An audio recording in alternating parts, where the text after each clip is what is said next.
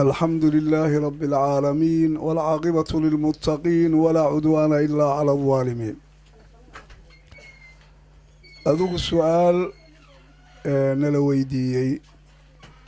وهذا السؤال سيدا هذا أنو اللي بدن أنا سنهين أيا وحي كساب سنعيد قولوين داد كان باورتا وضعه dhulka kulleyba maraykankii joogaane baabuurka adugu ilaa 2 bilood oo kale ayuu qofku safrahayaa ama hadduu rabo bil buu sii soconahayaa kabacdina bil buu soo laabanahayaa marka qofka noocaasa salaada ma gaabin karaa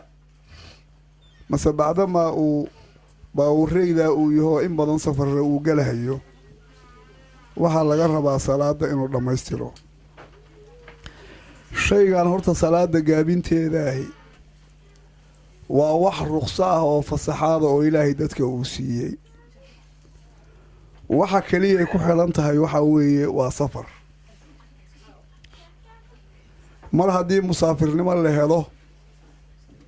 safarkaasi ama safar daa'ima ha ahaado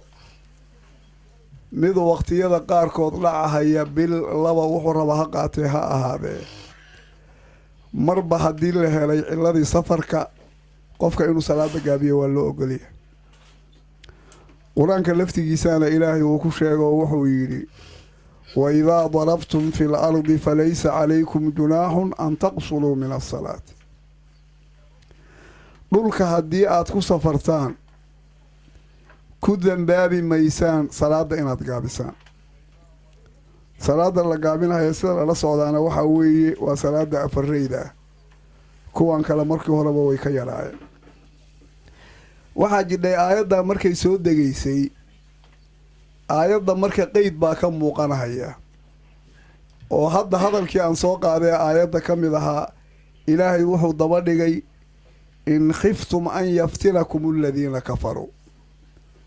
inaad gaabisaan baad leedihiin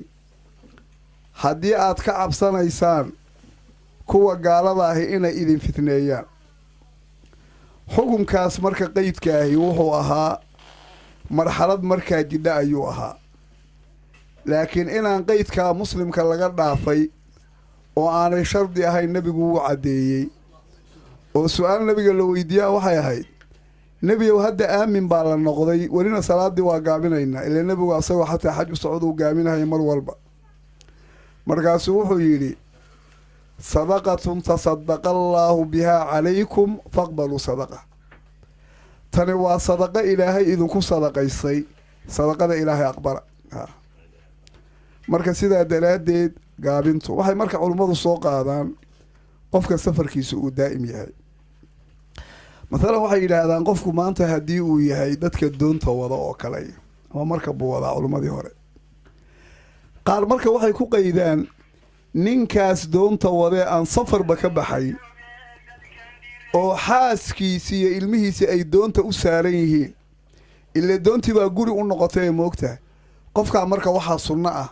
inuu salaada dhammaystiro maxaa yeele hadda weligiiba hadda qaar baan xataa ayaga laftigoodu qaydka aan ku danin oo odhanahaya hadduu rabo reerkiisuba yuusan la socone marba hadduusan safarba ka baxayn magarat ilaa xilliga ayagu hadda ay ka hadlahayaanna doomuhu xataa xilligaas wax fudud maahaynoo meeshii la aadahaya dhowr bilood baa loo soconahayaa hadhow isla markii haddana waa la dhaqaaqahayaa xaalado aada u dhib badan bay kaasay marka waxay yidhaahdaan inuu dhammaystiraasu baa u fiican bacdama hadda waqtigiisa dhammaaba musaafir uu noqday asaga laftigiisa waajibkuma aha inuu marka dhammaystiro midda kale hadda su-aashan awal la weydiye waxay niman bil sii soconahaya bil la soo socona nebi maxamed tabuukuu u safray oo bilna usii socday waana ka soo socday waana gaabinahaya salaada wallaahu subxaanahu wa tacaala aclam.